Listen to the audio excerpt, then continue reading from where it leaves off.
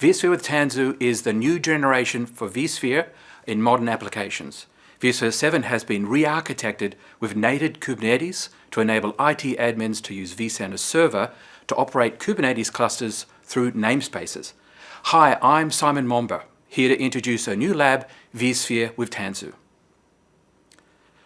This lab is for beginners, but also intermediate users of vSphere, and takes less than 2 hours to complete. The lab begins with an introduction to vSphere with Tanzu. Then we cover managing vSphere with Tanzu. You will then work with the Tanzu Kubernetes cluster and explore AI ML workloads with GPUs in Tanzu. You'll learn lots of new terminology in this lab. IT operators enable the Supervisor Kubernetes cluster on vSphere clusters through a simple wizard in the vSphere client. The Supervisor Cluster provides the Kubernetes backbone onto which we have built services that can be consumed by both operators and DevOps teams. The EXXI hosts now become the Kubernetes nodes and the vSphere pods and the components that run in those application workloads that the IT operators can then have visibility into resource consumption.